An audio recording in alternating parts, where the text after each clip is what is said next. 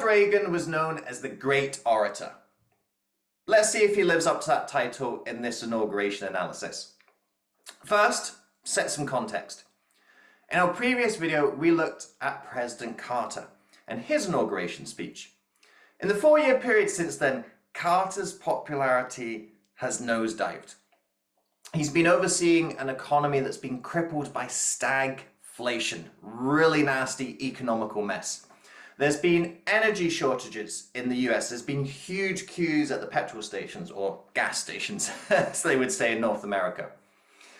And particularly key has been the Iran hostage crisis. Now, at first, Carter actually experienced a little bit of a rally around the flag boost when this crisis first started. But as the days went on, and after an unsuccessful rescue attempt, this crisis started to really impact perceptions of Carter's leadership. So much so that Carter actually faced a challenge from within his own party in this election cycle. And that was from Ted Kennedy. Now, Ted Kennedy, yes, he is of the Kennedy dynasty. He, at this point, is the youngest and last remaining Kennedy brother. Now, he pushes Carter right up to the Democratic convention. And ultimately, Carter does secure the nomination. But when your own supporters aren't with you, it doesn't bode well for how the rest of the country is going to be. Now, here's a funny thing. In the previous election, Gerald Ford also faced a challenge from within his own party. And that was certainly something that Carter probably was able to capitalize on a little bit. Now, can you remember who went up against Ford for that presidential nomination? Ronald Reagan. No, he's back 4 years later, and he has fertile ground for taking on a struggling president. And there's a lot of clever messaging and strategy that plays in to how Reagan ultimately wins this election. He has a lot of hot topic issues that he can press the buttons on. In one of his speeches, he has this line: "A recession is when your neighbor loses his job. A depression is when you lose yours.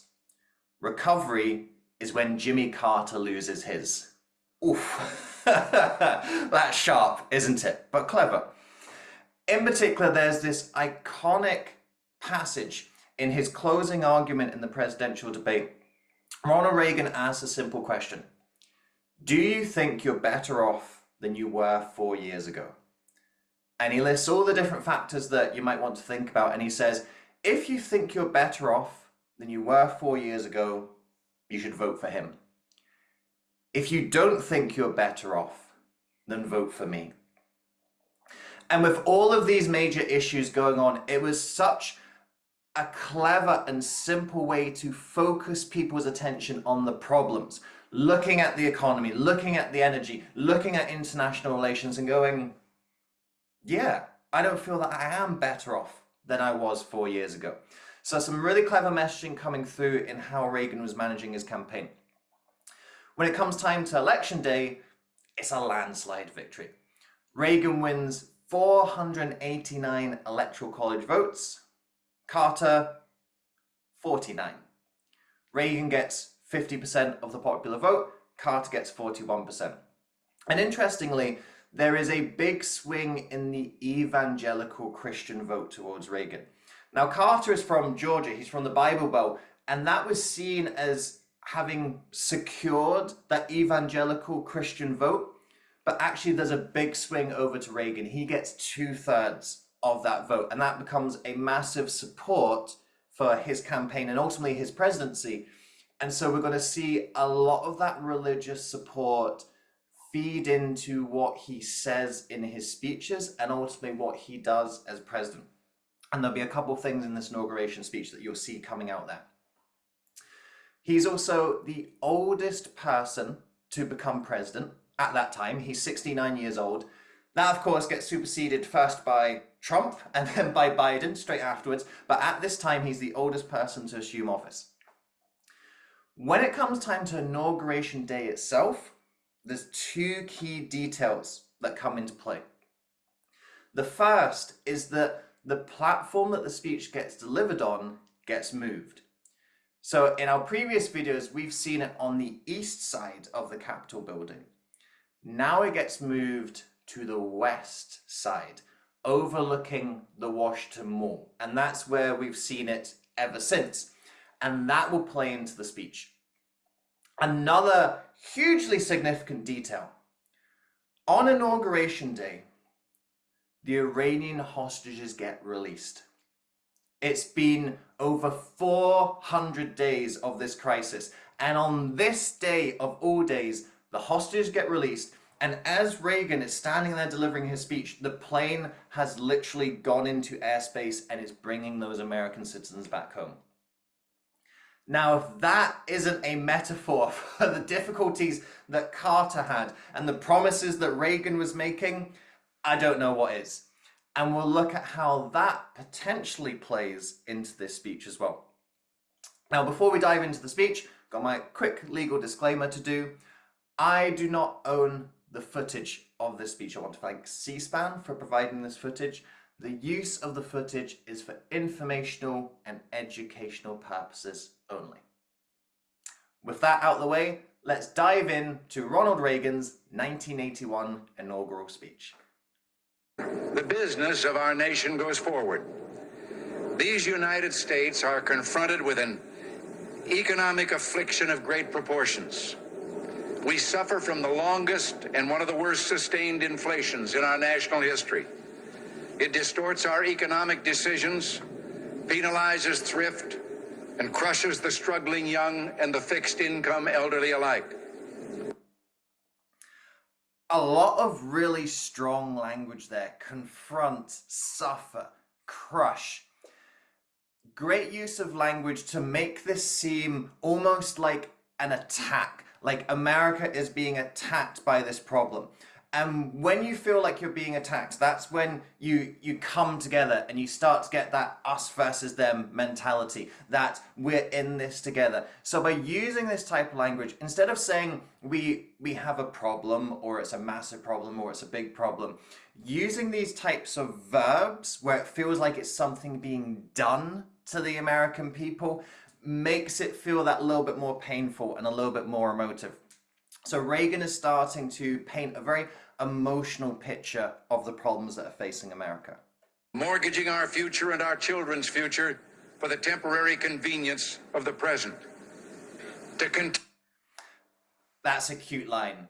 Mortgaging our future for the temporary convenience of the present. So a little bit of juxtaposing there of future and present, that although the present seems nice right now, it's coming at a massive cost for the future. So starting to paint a little bit of a picture of where we are now and where we're going. And this is a theme that we see come up over and over again in these inauguration speeches, is presenting that timeline and starting to paint the journey of where we're going to go if we don't do something, and then starting to paint the journey of where do we want to go instead. We must act today in order to preserve tomorrow. And let there be no misunderstanding. We are going to begin to act beginning today.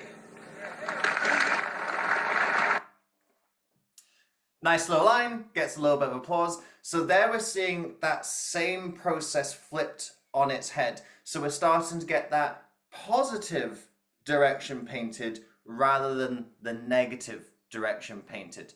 And we're getting a little bit of a commitment and a conviction statement. We're going to begin to act beginning today. And a little bit of that nice rhythm coming in as well, the repetition and the flow of it.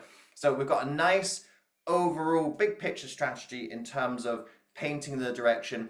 And then we've got some cute use of language coming in there through as well. And Reagan knows it's a good line. He delivers it and he knows the applause is going to come.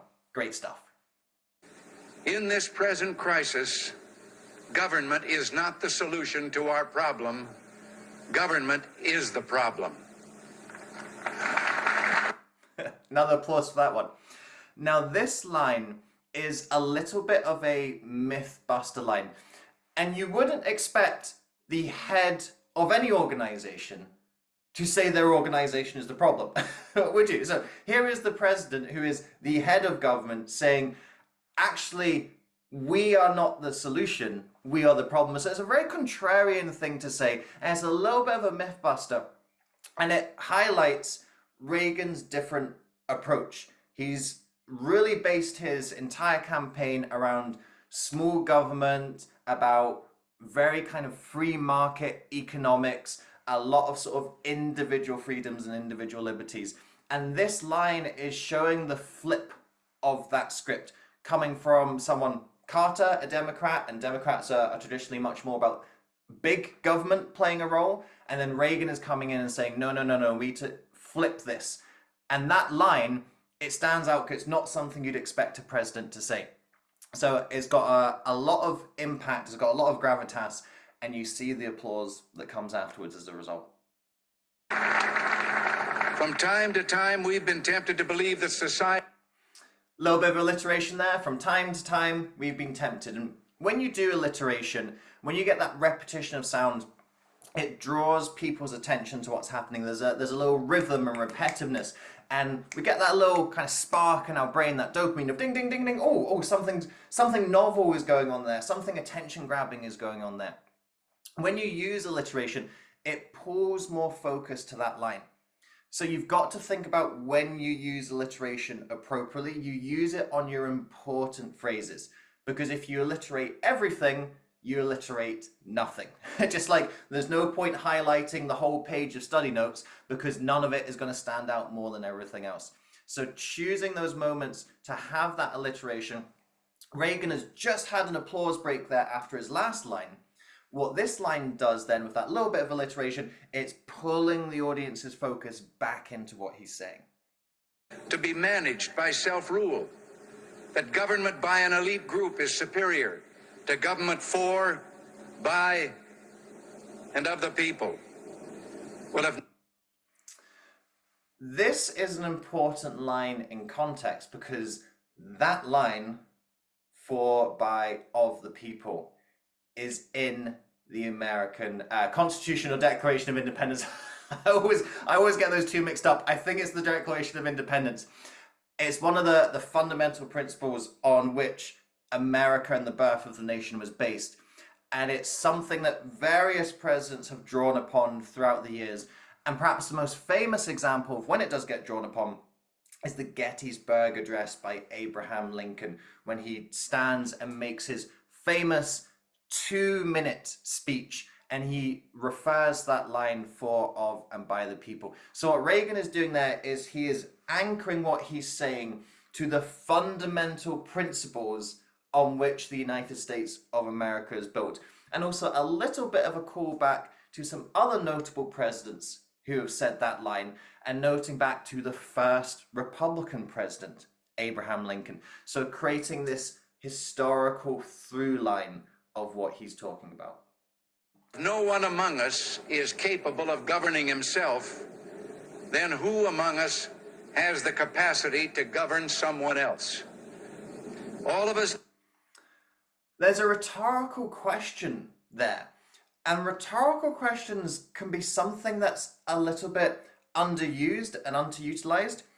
When you're speaking to a big audience, you cannot ask interactive questions. If Reagan goes, okay, Washington, by a show of hands, who here voted for me?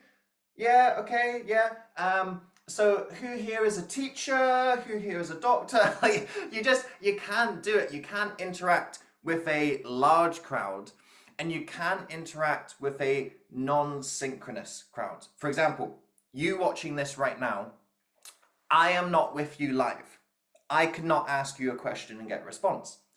But what a rhetorical question does is it simulates that idea of back and forth response. So when Reagan asks, if we cannot govern ourselves, how can we ask anyone to govern somewhere else? And there's almost that little bit of a, oh yeah, I'm not sure. I guess you can't. And it feels like there's a little bit of back and forth. Now, Reagan doesn't ask the question and go, it's not interactive. But the rhetorical question, and there's almost kind of some closed logic in that of, that's not a statement you can really argue with. And I tell you who else was really good at this kind of closed logic statement was Abraham Lincoln. We've talked about that earlier. So when you look at that statement, if someone can't govern themselves, they can't govern someone else. You go, well, yeah, that's that's pretty straightforward and true when you say it like that. So it looks like a question, but it's actually quite a punchy statement. That's the power of a rhetorical question, is it can make the audience come to the conclusion themselves without you directly telling them, this is what I want you to think. We hear much of special interest groups. Well, our concern must be for a special interest group that has been too long neglected. It knows no sectional boundaries or ethnic and racial divisions, and it crosses political party lines. It is made up of men and women who raise our food, patrol our streets, man our mines and factories, teach our children, keep our homes, and heal us when we're sick. Professionals, industrialists, shopkeepers, clerks, cabbies, and truck drivers. They are, in short, we the people. So that's quite a big portion of the speech, but I wanted to play it all the way through to see what Reagan is doing there. So Reagan is building up this collective commonality. And as he starts to run through that, it's creating this unifying effect. Ultimately, we the people. And we the people is also a reference back to, now that I'm thinking about it, I'm sure it's the Declaration of Independence. I think I guffed earlier on by suggesting it might be the Constitution. So we the people is also part of the Declaration of Independence, the very foundations that America is built on. And as Reagan goes through that, and he's listing all these different characteristics, it's going to be hard to find someone who doesn't strike a note with one of those characteristics. That, oh yes, I'm someone who works in an industry. Oh yes, I'm someone who works in education. Oh yes, I'm someone who cares and looks after others. I'm someone who maybe does a lot of unseen work that isn't necessarily fully appreciated. So it's building this idea of commonality, building this picture of us, creating this idea of a United States of America. The clue is in the name after all. So that was quite a long passage to play through. And I'm going to come back to something similar that Reagan does a little bit later on and how he is hammering home his messaging in this speech. So remember this portion and what he's done there. It will come back into play again a little bit later in the speech. Putting America back to work means putting all Americans back to work. Ending inflation means freeing all Americans from the terror of runaway living costs. All must share in the productive work of this new beginning, and all must share in the bounty of a revived economy. Repetition. All. Again, building this, we are all in this together. That all of us are going to have to work, and all of us are going to benefit. It's not some of us going to work and some of us going to benefit. So the repetition really hammers home that point and starts to build the philosophy and ideology of what Reagan is talking about. That he wants this to be everyone is doing their part. And if everyone does their part, everyone enjoys the rewards of what's happening. So that repetition is really hammering that point home in this particular part of the speech. We are a nation that has a government, not the other way around. And this again, we've got a little bit of myth busting, not necessarily contrarian thinking here, but a little bit of a juxtaposition would be a better analogy or a better description. We are a nation that has a government. We are not a government who has a nation. So it's this idea of the way the government has been running for too long. It's been the government playing with the nation for its own benefits. What we're looking at instead is the nation comes first and the government is really secondary, that the nation is more important here. So again, Reagan is starting to flip the script on what has been perceived or has been happening before and going, look, we need to turn this around. So it is starting to present an opposing view and an opposing idea of how we're going to do things going forward. And it feeds back into his earlier lines, thinking about the government is not the solution, the government is the problem. So we're starting to see some repeated messages coming through Reagan's speech. And that's a theme that's going to continue in the rest of the speech going forward. Now, so there will be no misunderstanding, it's not my intention to do away with government. It is rather to make it work with us, not over us, to stand by our side, not ride on our back. Government can and must provide opportunity. We've got a little bit of juxtaposition there. So this is where Reagan provides a little bit of a nuance to that messaging. So you start off with the big picture messaging. So you have those kind of big, loud, punchy statements. Government is the problem, not the solution. That we are a nation who has a government, not a government who has a nation. So you have those big picture, punchy statements first. And once you provide the big picture, then you go into a little bit of the details and nuance, just to highlight and pinpoint for people exactly what you mean with the messaging. Don't try and do it the other way around. If you start off with the details and the nuance, people get lost in the trees because they can't see the wood. So start with your big picture messaging first in your speeches, which is what Reagan is doing here. And then you can start to break it down into the finer detail. So a top-down approach rather than a bottom-up. Those who say that we're in a time when there are no heroes, they just don't know where to look. You can see heroes every day going in and out of factory gates. Others, a handful in number, produce enough food to feed all of us and then the world beyond. You meet heroes across a counter, and they're on both sides of that counter. There are entrepreneurs with faith in themselves and faith in an idea who create new jobs, new wealth, and opportunity. They're individuals and families who take taxes support the government and whose voluntary gifts support church, charity, culture, art, and education. Their patriotism is quiet but deep. Their values sustain our national life. Now, I have used the words they and their in speaking of these heroes. I could say you and your. Again, long portion of speech that I played through there, but again, just to illustrate what's going on here. Now, when I first watched this, I went, this sounds sort of similar to the we the people aspect of there's a special interest group, it crosses political divides, men, women, blah, blah, blah. And I went, you've kind of just said the same thing that you said earlier on. And I literally wrote down on my notes, is this good or bad? Because we talk about the power of repetition a lot in a speech. And as I started to think about it, I went, no, actually, I think it is good. Because to hammer home your message, you've got to repeat it multiple times. And saying it in slightly different ways allows people to capture and process it in different ways. So we had that, we the people, it crosses all these different lines, it's all these different jobs.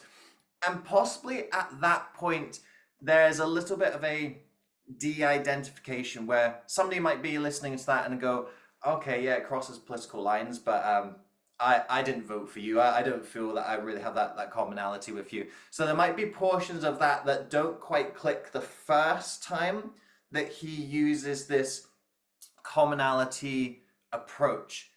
This time, it's focusing more on the individual commonality of you have a commonality that you're all hardworking, you do all these quiet, everyday, heroic deeds.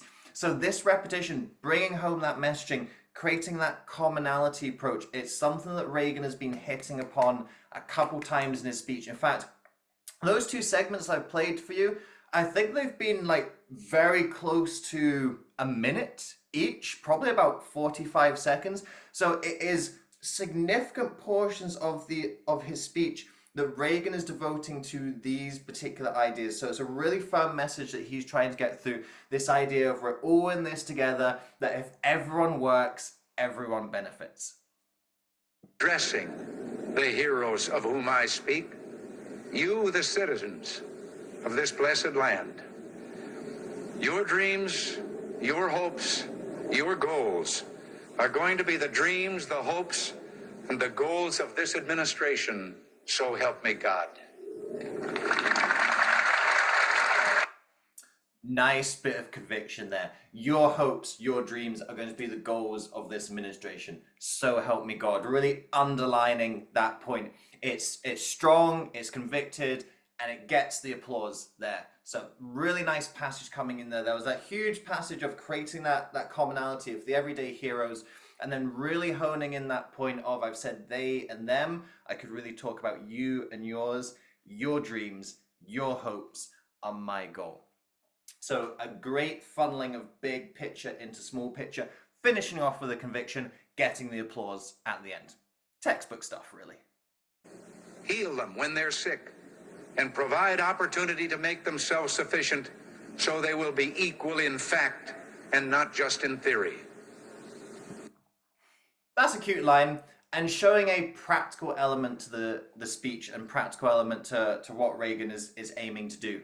At this point, we're over halfway in the speech, and for these speeches, you're generally wanting to start with that big picture ideology, philosophy stuff. And as you get further and further, it starts to get more practical. Okay, here's the vision of where we're going. Here's the journey that we want to take. What are the steps on that journey? This is where we get practical. This is where the rubber meets the road. And a little phrase like that, in fact, rather than just theory, is showing that transition. Okay, let's stop talking about the ideas and let's start talking about the actions. Be reminded that peace is the highest aspiration of the American people. We will negotiate for it, sacrifice for it. We will not surrender for it now or ever. This is a nice piece of repetition. It's got a special name, epistrophe. Try saying that when you're a little bit epistrophed. So epistrophe is a really fancy name just for a phrase that's repeated, a word or words that's repeated at the end of a statement. The easy way to remember this, epistrophe, E at the end. The opposite is anaphora, A at the start. So if you remember anaphora and epistrophe, great. If you just remember at the start, at the end, it's just a special name for those types of repetitions. So this, for it, for it, for it. And what this does is it brings attention to basically Reagan's boundaries and red lines and going, okay, this is what we're willing to do, and this is not what we're willing to do. And really painting that picture nice and clear and having that conviction in the statement, this is where we stand and this is where we refuse to fall. And with that conviction, with that punchy repetition, again, comes another applause break as well. This is the first time in our history that this ceremony has been held, as you've been told, on this west front of the Capitol. Standing here, one faces a magnificent vista, opening up on this city's special beauty and history. At the end of this open mall are those shrines to the giants on whose shoulders we stand. Directly in front of me, the monument to a monumental man, George Washington, father of our country. A man of humility who came to greatness reluctantly. He led America out of revolutionary victory into infant nationhood. Off to one side, the stately memorial to Thomas Jefferson, the Declaration of Independence flames with his eloquence.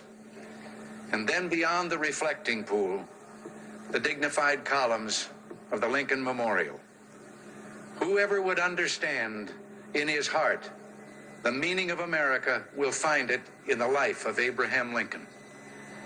Beyond those monuments to heroism is the Potomac River, and on the far shore, the sloping hills of Arlington National Cemetery with its row upon row of simple white markers bearing crosses or stars of David, they add up to only a tiny fraction of the price that has been paid for our freedom.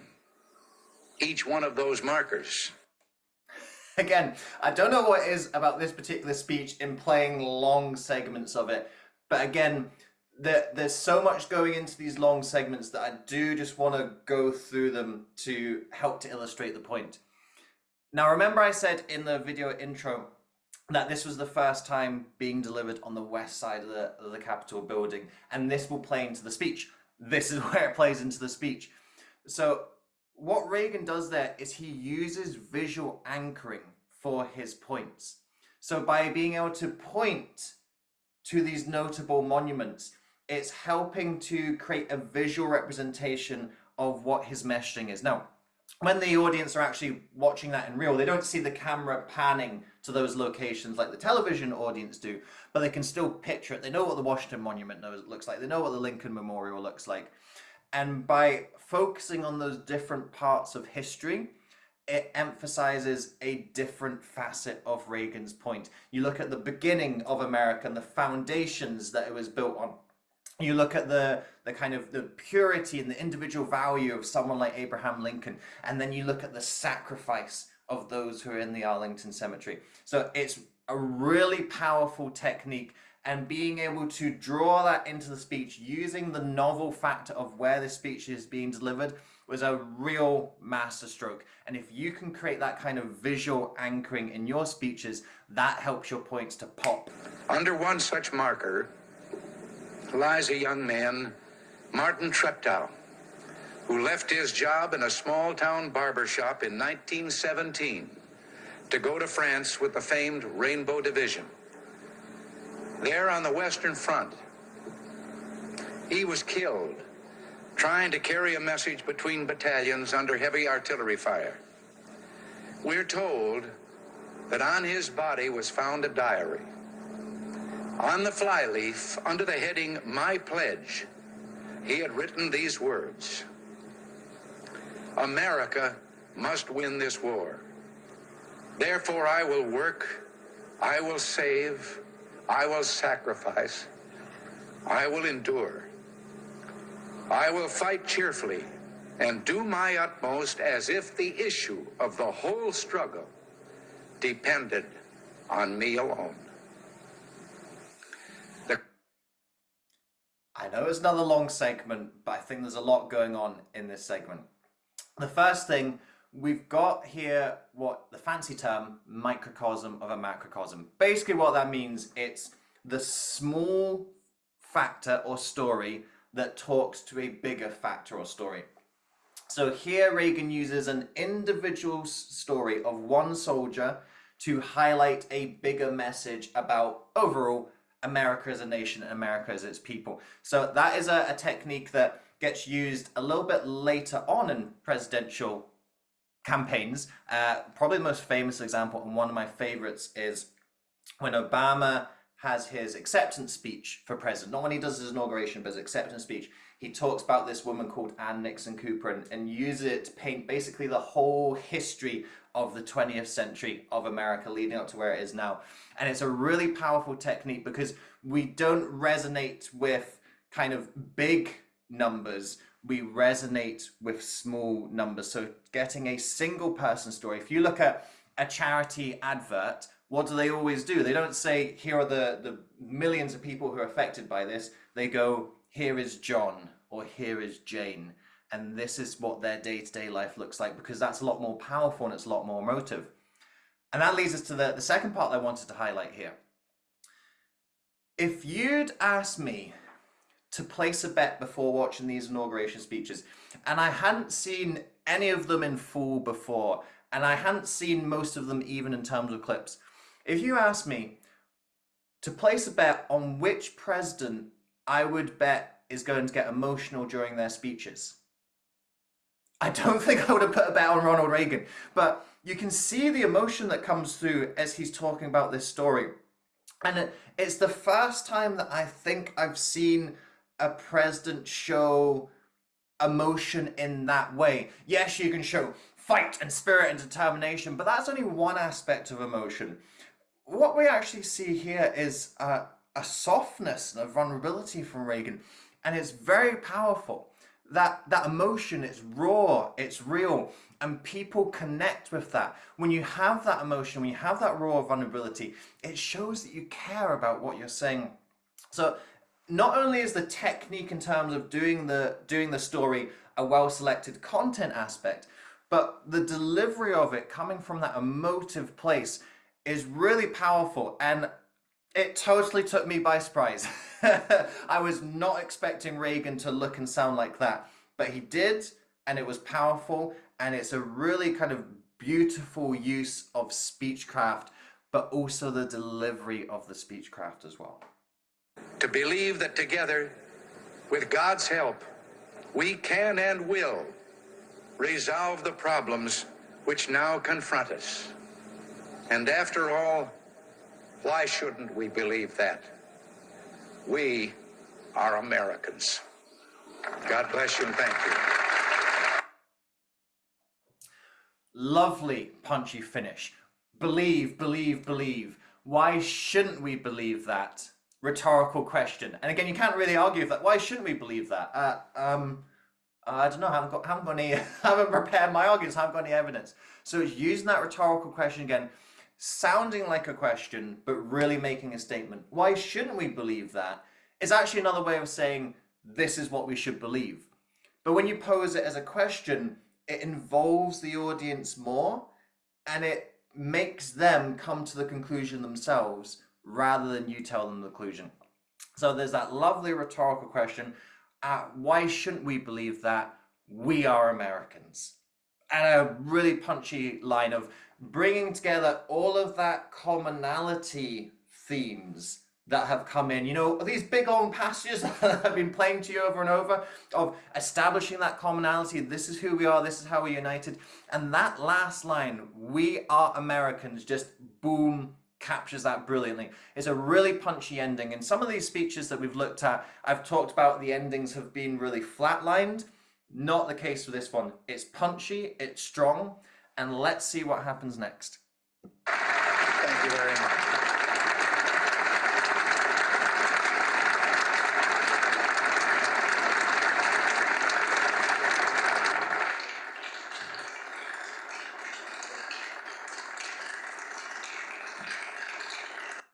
Reagan's been watching my videos. How many times have I said in these inauguration videos that at the ending, you have that flat line ending in terms of the content, in terms of the delivery, but how many presidents have just gone, so many, right? They run away from the podium after delivering their line. And Reagan is the first one I've seen. And out of all the people we've talked about, we've had some fantastic orators. We've had FDR, we've had JFK, but Reagan is the first one who finishes his line, ends with a bang, and then stands and savors the applause, keeps that moment alive. Because what happens when you deliver your final line and you run away is you kill the vibe, you kill the energy of that moment. Everyone goes, all right, okay, that's finished, settle down again. But when you stand there and savor it, you keep that moment going longer. It's such a punchy and well executed finish. I think possibly the best finish that I've seen out of all these speeches. And you know why? Because Reagan watched my videos, he's been listening to my advice.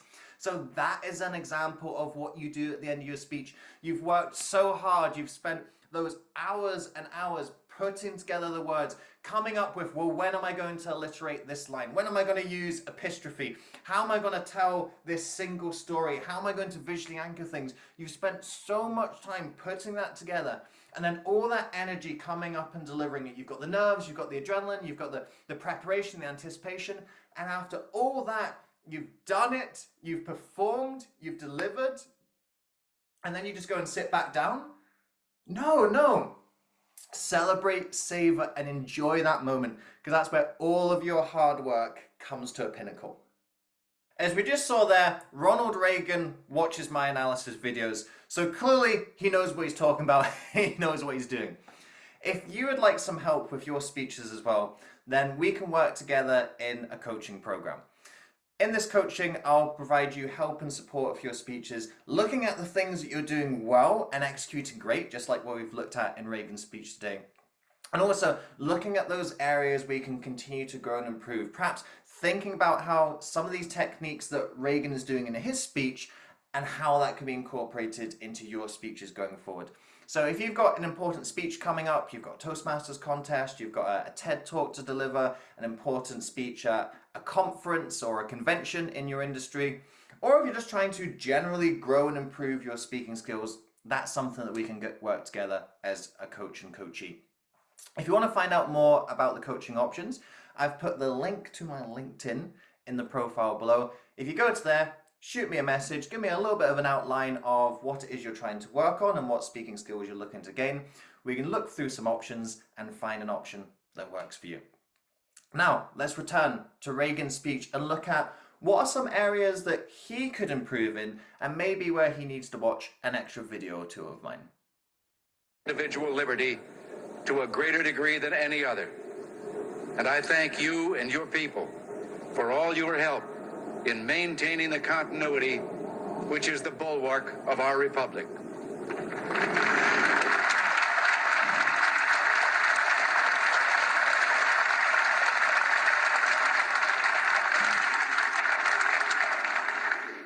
The business of our 2 minutes. For the first 2 minutes of this speech, there's a lot of ceremony and platitudes. Thank you, Mr. Chief Justice, this Vice President, the old Vice President, the new Vice President, the old President. We have the peaceful transfer of power. Isn't that a beautiful thing? And it's quite dull. 2 minutes is 10% of this 20-minute speech, and it's spent not saying very much at all. You've got to come out of the gate strong with your beginnings and your openings. Now, in 1980, they maybe had a bit more of an attention span than we do nowadays. Nowadays, you cannot take 2 minutes to start to get into your speech. You've got to showcase to people faster why they should listen and how they're going to benefit. That's what Reagan needs to do. If he's going to have some of these platitudes and ceremony, it's got to really link in with some of the messaging and theme of what he's talking about. And after watching the rest of the speech, I would say that it doesn't. So you need a punchy, strong opener, capturing the audience's attention and showcasing to them why they should keep on listening going forward. government can and must provide opportunity, not smother it. Foster productivity, not stifle it. If we look to the answer as to why for so many years... Did you notice the juxtaposition? This, not this, this, not this. And your brain starts to go to repeating the pattern. We've talked about the rule of three in these inauguration analyses before. And here I feel there's a little bit of a missed opportunity to get another juxtaposition there. And there's loads of things that Reagan could have chosen, loads of good ideas. And I feel that would have just tied up that point more neatly. The rule of three is the smallest pattern we recognize as a number. And when we get that we get that little payoff in our brain, ding, ding, ding, ding, ding, oh, something is happening here. So we pay more attention to it. And if we'd had those three juxtapositions coming in, it'd have drawn more attention to this part of the speech and anchored those points a little bit more strongly. So a small missed opportunity here. It's not a major slip up or anything like that, but I think that's something that could have been added that would have enhanced this part of the speech. The price for this freedom at times has been high, but we have never been unwilling to pay that price. It is no coincidence. Never been unwilling to pay that price. I would have liked to pause after that statement because there's a lot of emotion that's contained in that. Because on one hand, you've got never been unwilling to pay that price. There's that strength, that determination, that courage, that resolve. There's a lot of positive emotion that goes into that statement. But there's also a lot of poignancy and sentiment of paying that price has been hard, tough, challenging. So there's a lot going on in that statement. And I feel that a pause would allow the emotion of that statement to start coming through a lot more. When you're trying to influence people and lead them in a direction, You have to move them emotionally. You don't lead someone in a direction through logic and rationality and kind of big highfalutin statements. You do it by these emotional movements. And that was an emotionally moving statement if it had the opportunity to do so. But because Lincoln, because Reagan speaks over it quite quickly, we don't get that opportunity to really savor and process and connect with the emotion in that moment. So make sure that when you have statements that have that emotion contained in them, have that pause afterwards to allow that emotion of the statement to come through. Because when you move the audience emotionally, that's when you move them in a different direction. This is the first time in our history that this ceremony has been held, as you've been told, on this west front of the Capitol. Standing here. Now, we've addressed this point earlier on the video, and I'm not going to repeat the point and come back to it. It's more to make a different observation. So remember I said in the intro to this video, there were two key details that happened on this inauguration day. And the first detail was this, the fact that the speech got moved to the west part of the Capitol, overlooking the mall. And Reagan utilizes that in the speech. He does it fantastically, getting those visual anchors and bringing them into the speech. But I wanted to come back to this moment to remind you there was a second event that was important for this speech. On this day, Inauguration Day, those hostages are released from Iran. They are literally flying back as Reagan is delivering this speech.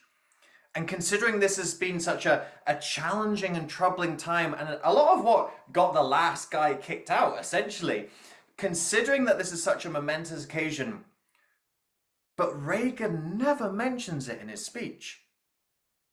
And this, I think, it really surprised me. Now, you don't want to be using it in an opportunistic way, like, ha ha ha, look, this guy couldn't solve the problem. I'm not even in the office on the first day, and the problem is solved. So not using it in that way.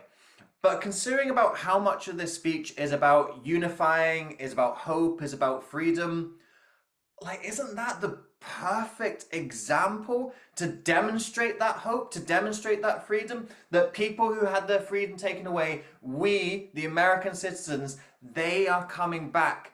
It's a new beginning for them. It's a new beginning for us.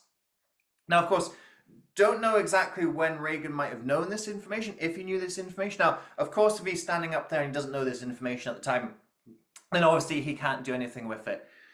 But I kind of sense that someone would have told him at some point this day, and maybe he doesn't want to jinx it why it hasn't happened, but if someone's come up to him even 5 minutes before their speech and said, Mr. President, just to confirm, the hostages have left Iran, they're in airspace. I feel that you have to be able to react in the moment and bring that information in. And I know these inauguration speeches are so carefully thought about, scripted. There are lots of different speech writers who are coming in, providing different lines, different ideas. But you've also got to learn how to respond in the moment as well. And if you want to see a great example of that, look at I Have a Dream. I Have a Dream, that last 6 minutes of the speech, that is not planned material. On that day in Washington, Martin Luther King came in and he had 11 minutes of his carefully planned, prepared, scripted speech, crafted speech with lots of different people helping him to do it. But as he's standing there delivering the speech, Mahalia Jackson, the gospel singer, shouts out, "Tell him about the dream, Martin!" And he does. He reacts in the moment. He senses the mood and the moment and he seized it. And that's why I Have a Dream is a magical speech, because it's where that preparation meets spontaneity. And I feel that Reagan had to bring that mood and moment into this speech as well. Can you imagine, instead of those first 2 minutes of ceremony and platitudes and fluff in his speech, imagine if Reagan comes onto stage and says, "My fellow citizens, I come here today after hearing some wonderful news. Our brothers and sisters who have been stuck in Iran for hundreds of days are going to be coming home. Isn't that wonderful news for freedom? Isn't that wonderful news for hope in our country? It's a new beginning for them, and it's a new beginning for us here on this beautiful day." Can you imagine opening with that, such a positive message, such a hopeful message? And that feeds into all of his themes and messaging, the idea of coming together, the idea of individual Americans all working together and all enjoying the benefits and rewards together, about Americans not getting left behind, of Americans not being failed by the system. Wouldn't that be such a better, more enlightening opening? And I think Reagan just had to take that opportunity. Even if he's only been told 5 minutes before, I think he's got to put that in somewhere. And that's what you have to do with your speeches as well. That yes, a lot of preparation and work goes into the speechcraft, working out, okay, I'm going to say this thing, and then this is how I'm going to paint the big picture, this is how I'm going to break it down into the fine details. Here's a catchy, punchy phrase that people remember. Of course, all that work comes in. But I think the magic of speaking comes where that preparation meets spontaneity, and you're able to bring these things into the moment. Because we would know that that cannot possibly be scripted and prepared. It's literally happening in real time. And wouldn't that be such a raw, emotional moment? Because people know it's raw and emotional. They know that's coming off the script, and they would appreciate that genuineness so much more. Because we saw the other example of that good emotion in the speech when Reagan's telling the story about the individual soldier, and his emotion is coming through. Like, that was really powerful. That hit home. And we could have had another really powerful emotional moment that was actually a bit more of a positive, hopeful one that also hit home hard. So I think, assuming that Reagan knowed, and I feel that he had to know, he's the person who gets told first, right? He's the president. I feel that it was really likely that he did know coming into this, and I feel he had to do something with that to bring that event into the speech. It would have been something novel, something memorable. It would have stood out from all the other speeches. Like, what other president has had something that kind of joyful, momentous happen on the very day they're delivering this speech? So don't miss those opportunities. When you can bring something fresh and raw and in the moment into your speech, that's where the real magic of your speaking can happen. Preparation and opportunity is where the magic happens.